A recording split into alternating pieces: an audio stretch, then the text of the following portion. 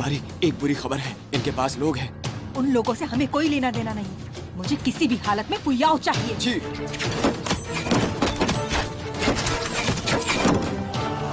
जाओ, जल्दी जाओ।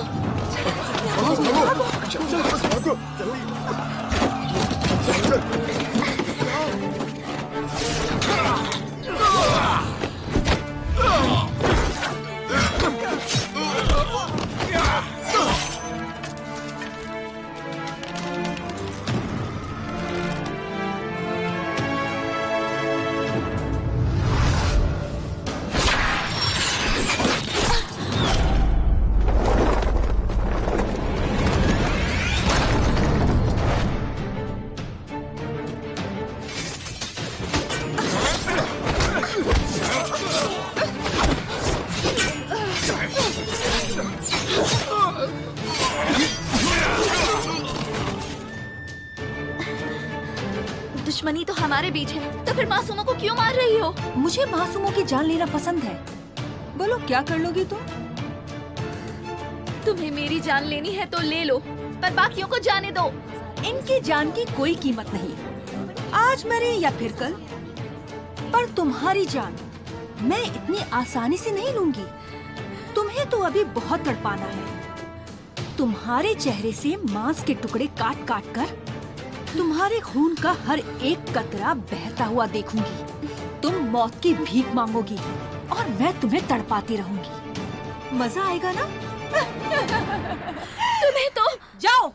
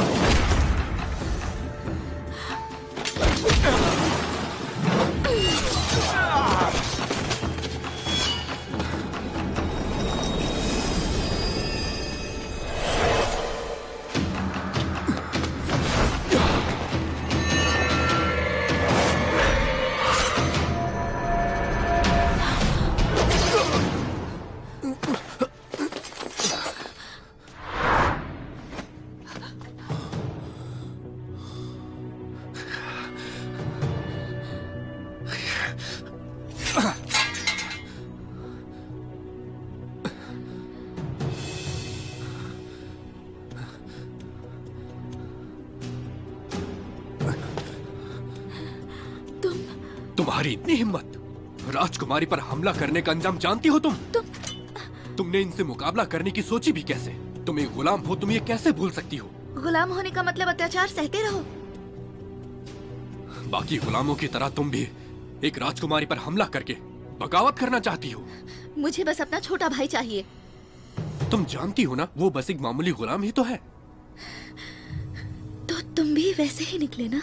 गुलाम गुलाम ही रहेंगे, चाहे वो सेवा संघ के हों या फिर यहाँ के। मेरे राजा बनने के बाद भी सब कुछ वैसा का वैसा ही रहेगा और यही नियम है। अब समझ आ रहा है मुझे, तुम्हें पहचानने में गलती कर दी। सैनिकों, पकड़ लो इस दासी को। रुकिए राजकुमार। क्या हुआ युवराज?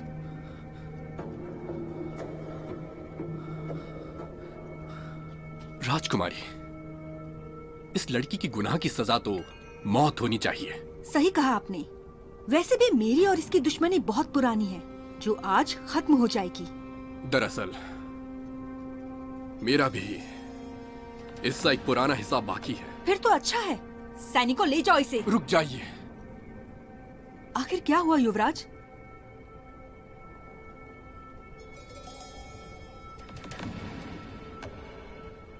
राजकुमारी, इस लड़की ने मायावी रूह संघ को भी बहुत परेशान किया है, साथ में मुझे भी। आप बताइए, इसे क्या सजा मिलनी चाहिए? ये आप मुझ पर छोड़ दीजिए युवराज, मैं देख लूंगी इसे। आपको तकलीफ कैसे दे दूं? मैं आप जैसा ही हूँ, मैं इससे खुद निपट लूंगा। पर ये लड़की बहुत चालाक है युवराज, और शातिर भी। आप अपने हाथ गंदे मत कीजिए। इसके ये तीखे तेवर देखकर इसे कुचलने में और मजा आएगा। मैंने आपकी जान बचाई है, तो मेरी बात का मान रखिए। जियांग। युवराज,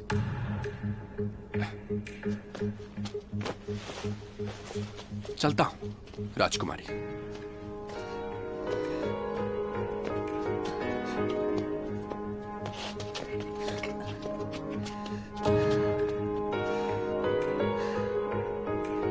चलो आओ।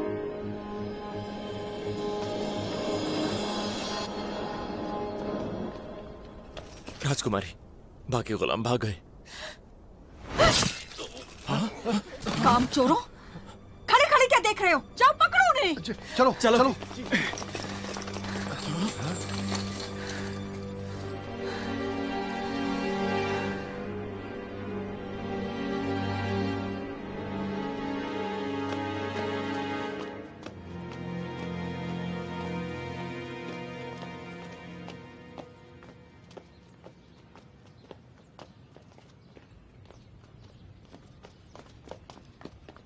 पीछा करना बंद करो।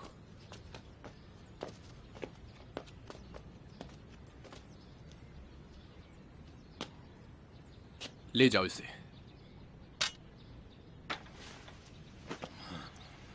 फुयाओ, आखिर तुम हो कौन? ये जरूरी नहीं, अभी बस इतना जान लो कि ये मेरे साथ सुरक्षित नहीं है।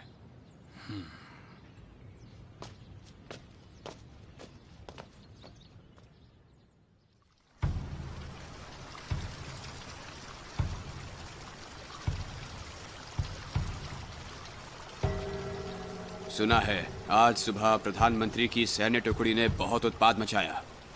बड़ी हैरत की बात है। सेना शहर और देश की रक्षा के लिए होती है। गुलामों का अखाड़ा शाही परिवार का है। उसकी रक्षा के लिए सिपाहियों को हिंसक होना पड़ता है। पर मैंने तो ये सुना है कि प्रधानमंत्री ने अपनी खुद की फौज नहीं भेजी, बल्कि 200 सिपाहियों को लेकर इस हमले की अगुवाई आपकी भतीजी ने की है। आप सही गलत का फर्क अच्छे से जानते। आपसे उम्मीद नहीं थी कि आप बेफिजूल के इल्जाम लगाएंगे। अखाड़े के हर सिपाही को जांच परख कर खुद प्रधानमंत्री ने चुना था, तो फिर उन्हीं हत्थे गुलामों का सामना करते ही वो इतने कमजोर और बेबस कैसे पड़ गए? मैंने सुना है लगभग 2/3 गुलाम बाजार में अपनी कैद से भाग निकले हैं। कहीं इसमें कोई अपना तो शामिल नहीं है जो बाहर उनका व्यापार कर रहा हो? ये व्यापार सच में बहुत ही फायदे का सौदा हो सकता है। आप कुछ ज्यादा ही फिक्र कर रहे हैं। मुझे पूरी उम्मीद है सच बहुत जल्दी सामने आ जाएगा। तब तक हमें यह भी पता चल जाएगा कि इन अफवाहों और झूठे इल्जामों के पीछे किसका हाथ है। आप फिक्र मत कीजिए, मैं खुद इस मामले की बहुत अच्छी तरह तहकीकात करूंगा। आपको बेगुनाह साबित जो करना है।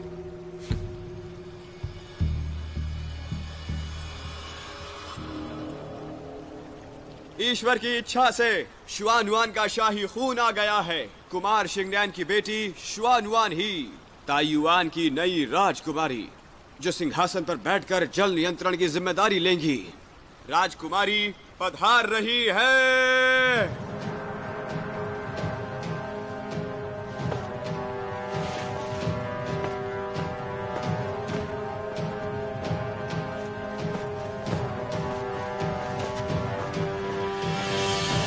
ताइयुआन और राजकुमारी पर ईश्वर की कृपा बनी रहे। नमन करो, प्रार्थना करो। उठ जाओ, फिर प्रार्थना करो। अब उठो, फिर प्रार्थना। समाप्ति।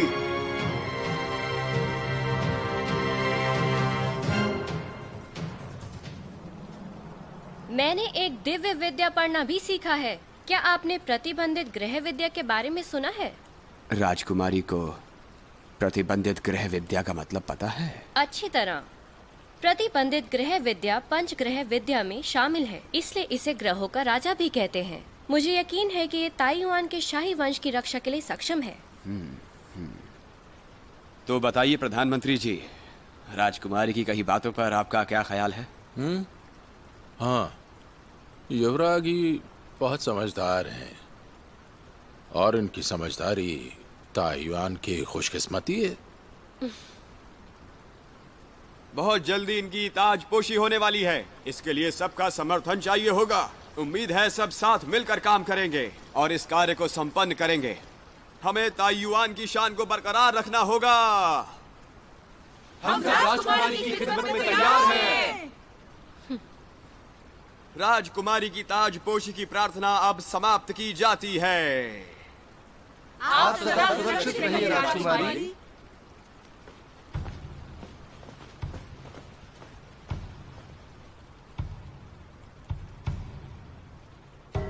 बहुत अच्छे मार्केस ज़ांग, आपने ताइयुआन के शाही वंश की रक्षा करने में कोई कसर नहीं छोड़ी। बहुत अच्छे, बहुत अच्छे। आपका शुक्रिया। इस तारीफ के लिए मैं आपका आभारी हूं। काम तारीफ वाला ही था।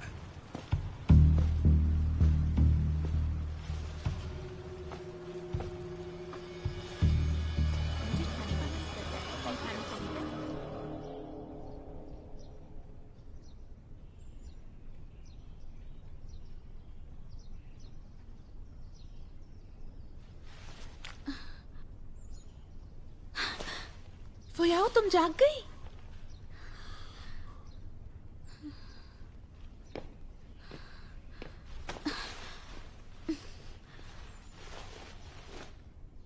कहाँ हूँ मैं? पंचकुमार अपना महल जलने के बाद कल से हमारे साथ यहीं रह रहे हैं। तुम कल से भूखी होगी, पहले कुछ खा लो। लाओ, मैं खिलाती हूँ।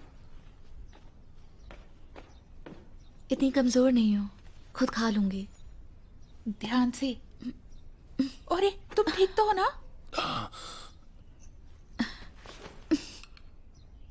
मुझे लगा था मैं ठीक हो गई हूँ। तुम आराम करो, मैं खिलाती हूँ तुम्हें।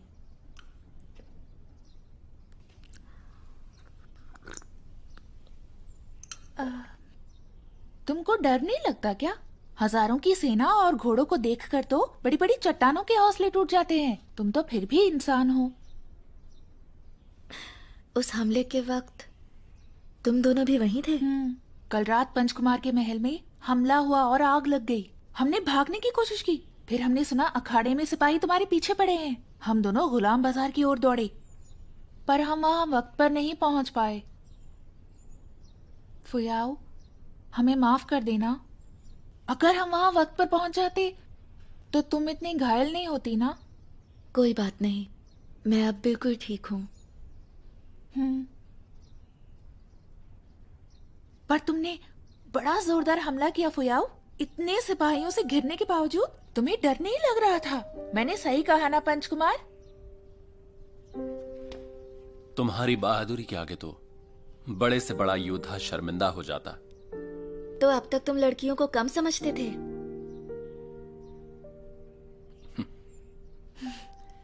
सच कहूं तो मैंने आज तक तुमसे ज्यादा कमाल की और बहादुर लड़की कहीं नहीं देखी। अब और बातें मत करो, फुयाओ को आराम करने दो। कोई नहीं, वैसे भी मेरा मन नहीं लग रहा, इसे मेरे साथ ही रहने दो।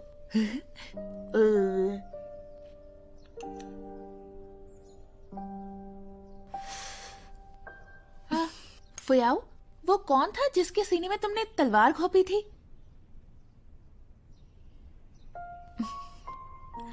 वो एक मतलबी और अकड़ू इंसान है जिसे सिर्फ खुद से मतलब है। सच में? पर मुझे वो बुरा इंसान नहीं लग रहा था। वो वहां नहीं होता तो सिपाही तुम्हें उठा ले जाते। तुम्हें क्या, शायद वो सिपाही हम तीनों को उठा के ले जाते। ये तुम क्या कह रही हो? पंचकुमार भी तो वहीं थे, सही कहा ना? वैसे तुम्हें अब पृथु घंटे की चिंता करने की जरूरत नहीं है, बस आराम करो। क्या मतलब? तुम्हारे उस साथी ने पृथु घंटी नहीं चुराई, ये हम जानते हैं। उसे शायद कोई राज पता था, इसलिए लोगों ने उसे पकड़ लिया। तुम ये पहले से ही जानते थे ना? फिर भी मुझे अपनी कैद में रखा। क्योंकि मुझे डर था तुम उन्हें खबरदार कर दोगी। मेरा इस्तेमाल किया तुमने। हाँ, किया।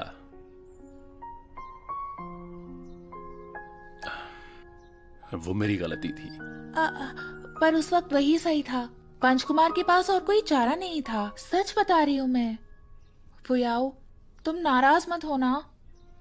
मेरे पास किसी से भी नाराज होने का वक्त नहीं है, इस वक्त मुझे सिर्फ शाओजी की फिक्र है। अब तो मुझे अपने भाई को लेकर डर लगने लगा है। इस वक्त तुम बस आराम करो और ज्यादा सोचो मत। मुझ पर भरोसा रखो, मैं तुम्हारी मदद करूंगा। तुम अपनी पृथु घंटी ढूंढने पर ध्यान दो। तुम्हें शाओजी की फिक्र करने की जरूरत नहीं।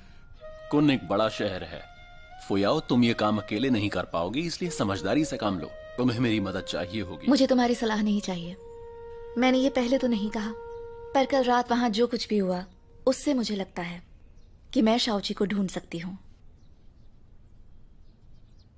अब भी तकलीफ में हो? तुम्हारी दवा लेकर अच्छा लग रहा है। मैं ये दवा तुम्हें नहीं देता अगर तुम इतनी ही जल्दी ठीक हो जाते। युवराज, समझ नहीं आता आपने ऐसा क्यों किया? मुंह बंद रखो, आराम से। डर तो अब भी है। तुम्हारे युवराज वैसे हैं बहुत अजीब। युद्ध कला में माहिर हैं, पर फिर भी घायल हो जाते हैं। घाव भी खराब हो गया था। तुम बताओ, इनकी सुरक्षा में क्या कमी रह गई? वैद्यराज, आप गलत समझ रहे हैं। युवराज ने आदेश के बिना कुछ भी करने को मना किया था, वरना वो मेरे होते घायल ना होते। ये बात भी है। ये चाहे तो इन्हें कोई भी हाथ नहीं लगा सकता है। ये बेवकूफी कोई तभी करता है जब वो प्यार में पड़ गया हो। मैं भी मानता हूँ, आपने सही कहा है। तुम आगे से सावधान रहना, वरना खामियाजा तुम ही भुगतोगे। हो गया तुम लोगों का? चलो अब कपड़े दो।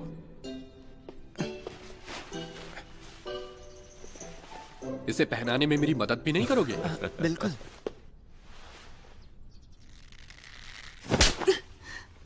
मेरी मुहर के इस्तेमाल की इजाजत किसने दी तुम्हें? पूरे शहर में कोहराम मचा दिया। राजसभा में मुझे गुनहगार की नजर से देखा जा रहा था।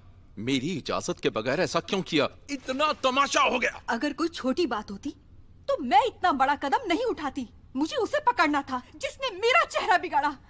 मैं उसे नहीं छोड़ूंगी, चाहे जो करना पड़े। मिट्टी का शरीर है तुम्हारा। मनपसंद लड़के से शादी हो गई, इतनी सारी दौलत मिल गई, और क्या चाहिए तुम्हें? हाँ? आज राजसभा में हर कोई यही बातें कर रहा था। किस किस को जवाब देता फिरूं मैं? कभी सोचा है तुमने? और ये सब बातें मैं भूल भी जाऊं? उस अखाड़े में सैकड़ों रक्षक सिर्फ मेरे लिए काम करते आए हैं। इस उथल पुथल में गुलाम बाजार मेरे काबू से बाहर हो जाएगा। तुमने सारा काम बिगाड़ कर रख दिया। शांत हो जाइए चाचा जी। याद रहे, खुद पर काबू रखना नहीं सीखा तो तुम भी सजा से बच नहीं पाओगी। निकल जाओ।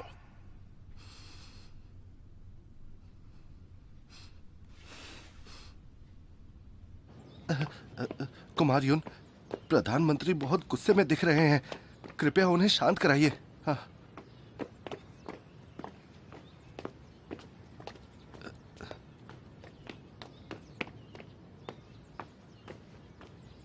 कुमार यून, जाइए उन्हें शांत कीजिए।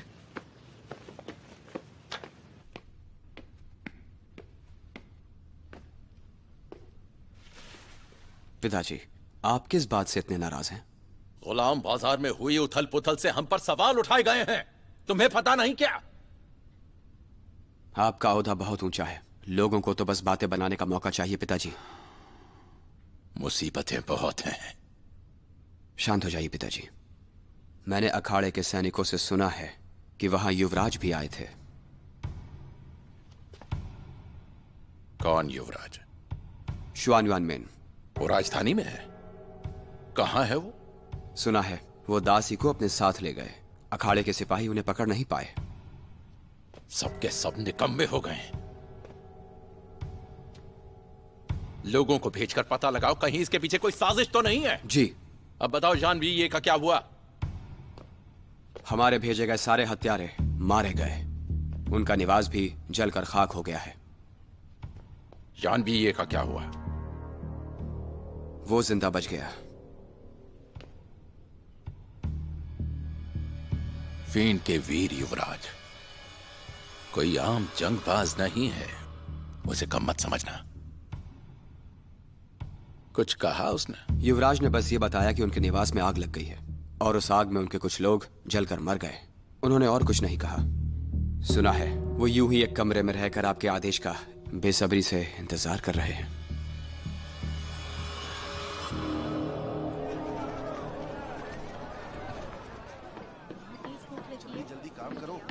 ध्यान से। मैं ठीक हूँ, तुम कहो तो अभी तुम्हें कुछ पैंतरे सिखाऊं? नहीं नहीं नहीं नहीं, बिल्कुल नहीं। अभी मुझे कुछ नहीं सीखना। तुम्हें कुछ हो गया तो मुझे तुम्हारा ख्याल रखना पड़ेगा, समझ गई ना तुम? छोड़ो।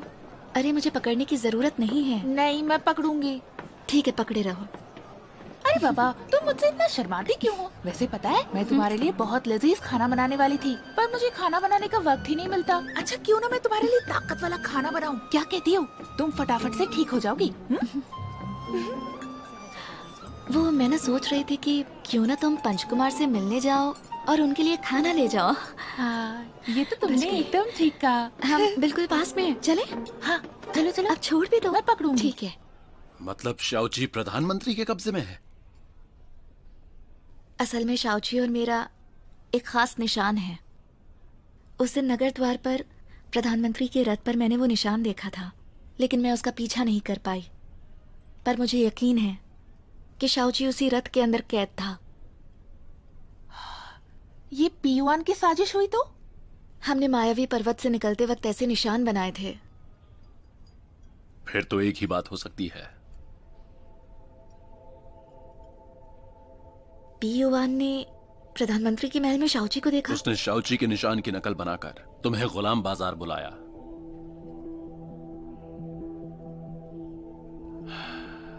शाओची और पृथु घंटी प्रधानमंत्री के महल में होंगे। आपको कैसे पता? अब बताओ भी ना पंचकुमार, कैसे पता चला? मुझे बताओ ना। पृथु घंटी जैन वंश में हमें पीढ़ियों से धरोहर के रूप में मिलती आई है। ये शैतानी ताकत है। ये इतनी ठंडी है कि सभी इंसानी अंगों को जमा सकती है। केवल जैन वंश के लोग ही इसे संभाल के रख सकते हैं। मतलब उस चोर ने पृथु घंटी को शाओची के शरीर से जोड़ दिया ताकि वो खुद उसके असर से बच जाए। शाओची का शरीर तो जम रहा होगा। उस लड़के को जिंदा रखने का यही मकसद है। मुझे उसके महल जाना होगा। अगर तुमने कोई जल्दबाजी की तो हो सकता है तुम उसकी जान ना बचा पाओ, बल्कि खुद को मुसीबत में डाल लोगी। शांत हो जाओ और मुझे कुछ जानकारी इकट्ठी करने दो। पिताजी, आपको क्या लगता है? जान नानचांग और जान बियान के बीच की लड़ाई उनके राज्य का निजी मसला है। इसका हमसे लेना देना नहीं है। और मैंने अपने किए वादे का मान रखा है। मैंने अपनी पूरी कोशिश की। जहां तक मुझे पता है, हेवन फील्ड के महाराज अपने भाई को मरवाना चाहते हैं, पर मुझे युवराज जिंदा चाहिए। इससे फील्ड राज्य के महाराज की मुझसे दुश्मनी हो जाएगी और इस हत्या की कोशिश का इल्जाम भी हम पर कोई नहीं लगा पाएगा। इसका मतलब हमें युवराज की खातिरदारी करनी होगी? हाँ, सावधानी से उनकी अच्छी खातिर करना। जी। तुम्हें मेरा एक जरूरी काम करना। बताइए पिताजी। शुआन युआन हुई को कैद करके लाओ। पर शुआन युआन ही अभी अभी तो राजकुमारी बनी है और सुना है ज़ैंग हेनिया ने उसकी सुरक्षा में सैकड़ों लोगों को लगा रखा है। मुझे लगता है ये वक्त सही नहीं है। ज़ैंग हेनिया ने उसे युवरागी बना दिया। अब क्या मैं उसके महारानी बनने का इंतजार करूं? मैं समझ गया, काम हो जाएगा। वापस आओ। मैंने तुम्हें जाने को बोला क्या? हा? तुम आदेश नहीं सुन रहे। क्या हो गया तुम्हें? माफी। दोबारा ऐसी गलती ना होने पाए। जी। अब जाओ यहां से। जी।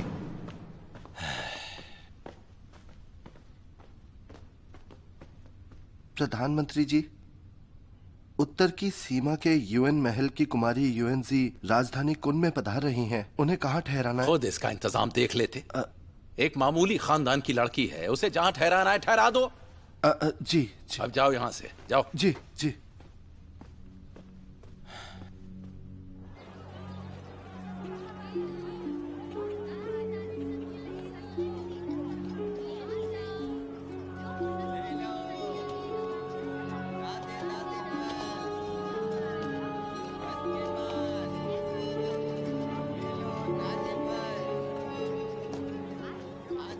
ध्यान से चढ़ना।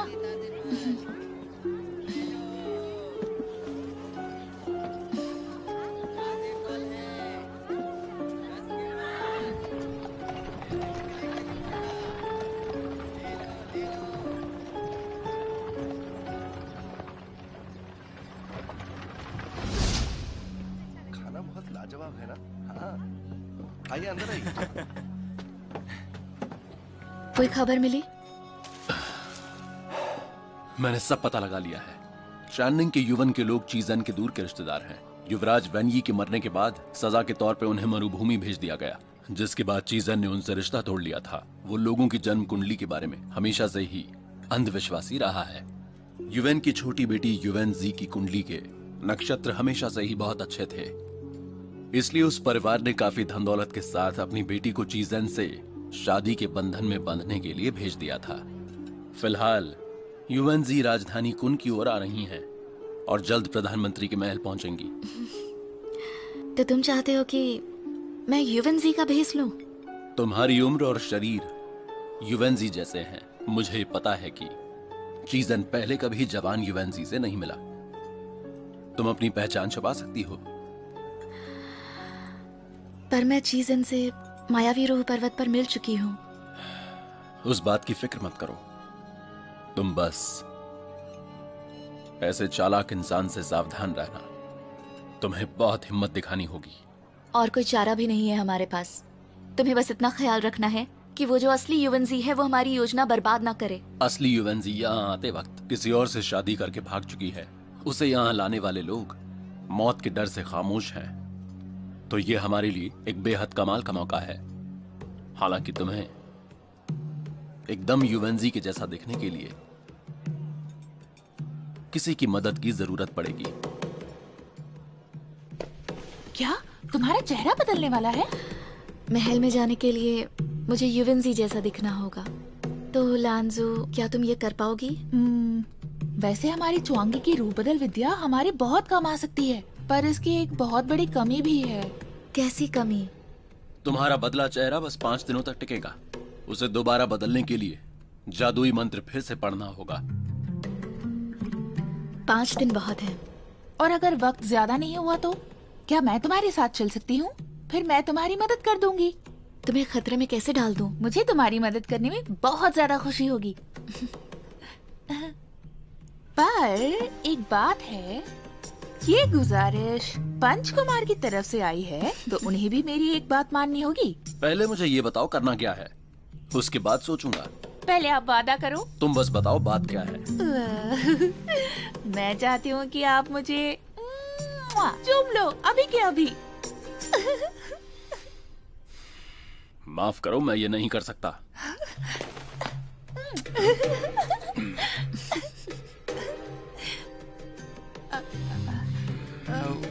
पंचकुमार की बात ही कुछ ऐसी है, वो नाराज ही नहीं होते।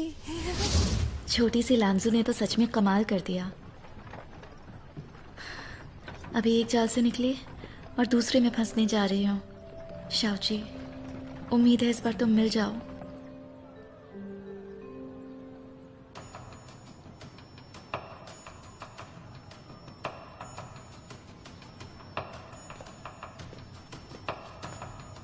आप कुमारी युवेन है ना? मेरे साथ आइए।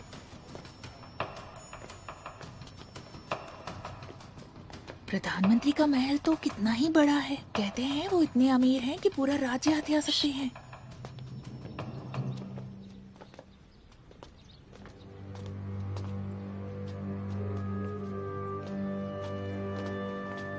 अरे राजकुमारी है, पीछे हट जाओ।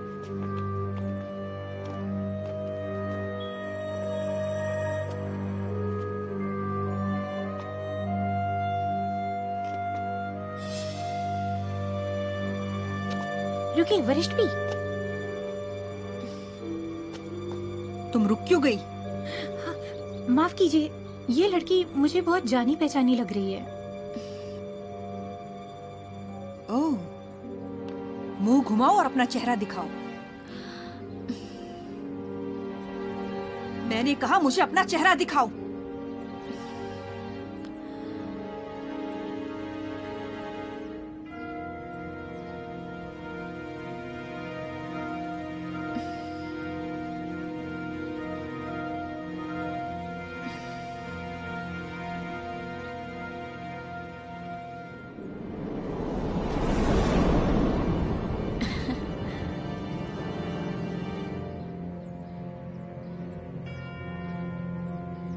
ये है राजकुमारी यूएनजी।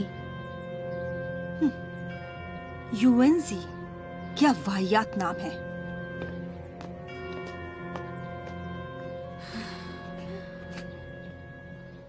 ठीक है, कहीं और नहीं जाना है, मेरे साथ आइए। देखा, मैंने कहा था ना, कोई नहीं पहचान पाएगा। वो यहाँ प्रधानमंत्री के महल में घुस चुकी है। मैं सबक सिखाने उसके पास नहीं गया, पर शायद वो हमारे पीछे आ रही है। हाँ, तुम्हें तो सब पता ही होता है। तुम्हारे पुराने घाव भरे नहीं और तुम्हें नए मसलों में उलझना है। हाँ, जैसे तो मैं उसे ही ढूंढने जा रहा हूँ। क्या कहते हो? वो वहां पर सुरक्षित नहीं है। उसे खतरे में छोड़ दोगे?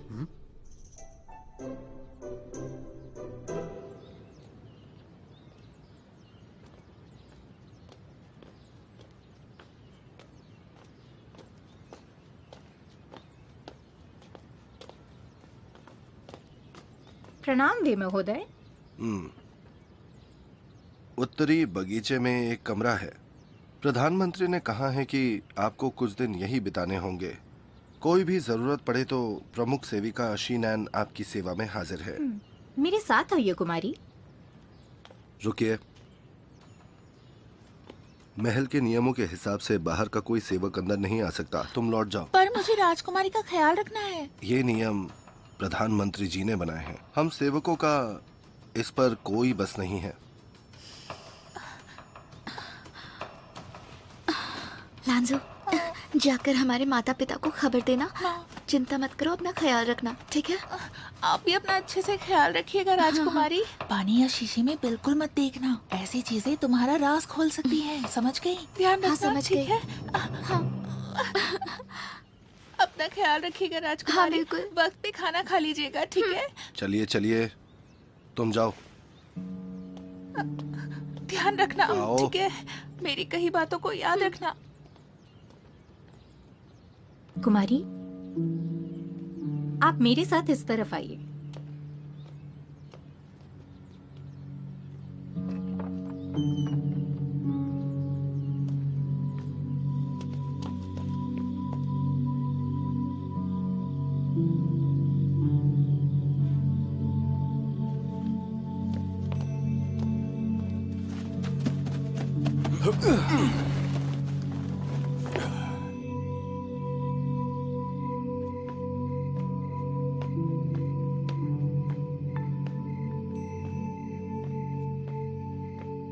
जानबेये ने कहा था कि पृथु घंटी किसी बेहद खुफिया जगह छुपाई गई होगी।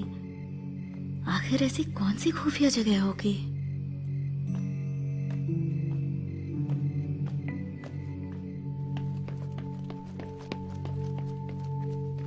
प्रधानमंत्री जी, महामहिम युन ने आपका काम कर दिया। वो यहीं आ रहे हैं। तुम जाओ। जी।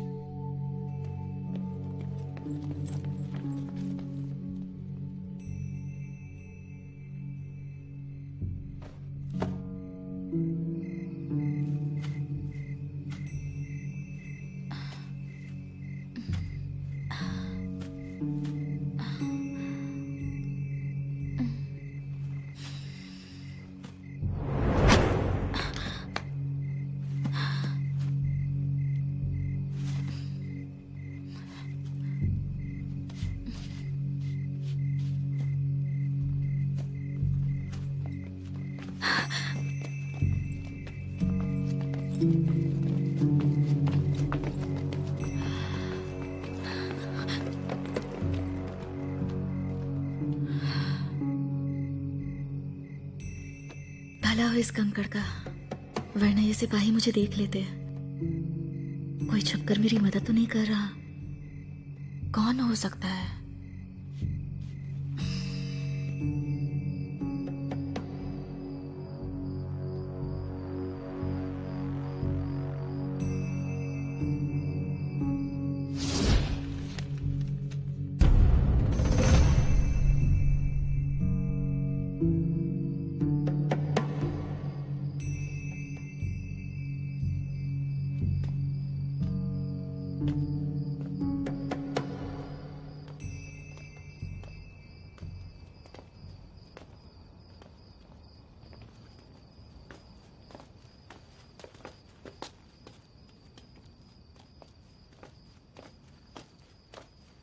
वैद्यराज। प्रधानमंत्री को फिर कोई खजाना मिला है? लगता है काफी भारी है। हाँ, बस दोस्त का भेजा कुछ सामान है और कुछ खास नहीं। अच्छा, प्रधानमंत्री जी से मिलना है। अब मैं चलता हूं। सुनिए यौन, इस साल आपकी उम्र क्या हो जाएगी? अभी 20 का हुआ हूं। जन्मदिन है 8 जून को। आपको ये कैसे पता? बस यूं ही।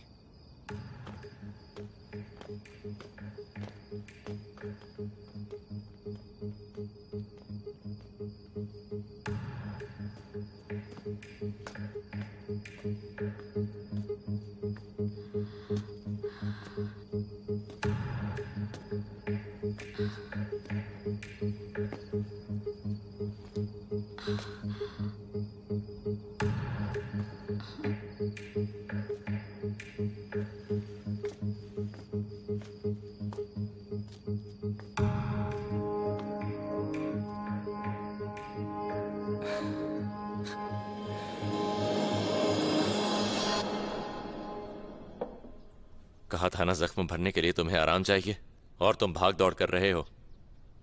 चीजें ने बहुत जोर आजमाइश से तुम्हें यहां रहने को मनाया है। देखो, मेज पर एक से एक लजीज पकवान भरे हैं। चापलूसी कर रहा है तुम्हारी, और उससे मुझे भी अच्छा खाना मिल रहा है। ये बकवास बंद करो। आखिर तुम चाहते क्या हो?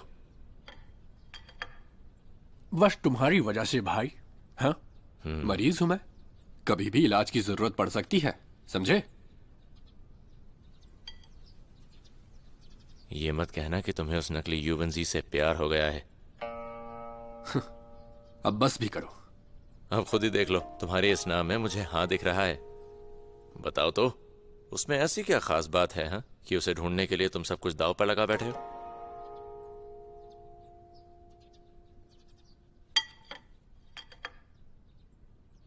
अब तुम्हें तो सब कुछ पता ही है। जिस चीज के पीछे वो लड़की है, वही मुझे भी चाहिए। वो पृथु घंटी।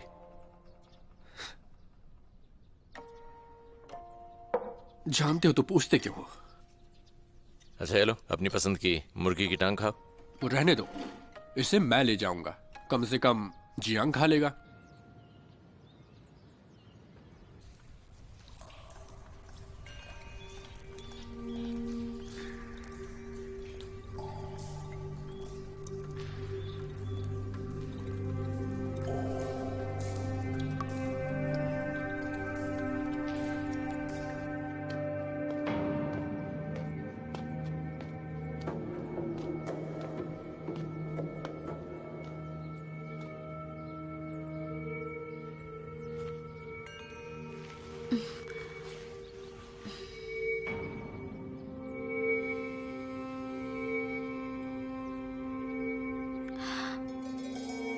अजीब बात है, जू चाचा ने कहा था पंचरंगी मणि 5 मोहरों को खोलने का जरिया है।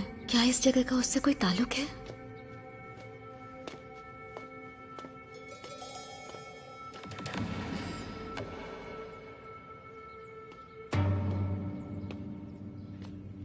वहीं रुक जाओ।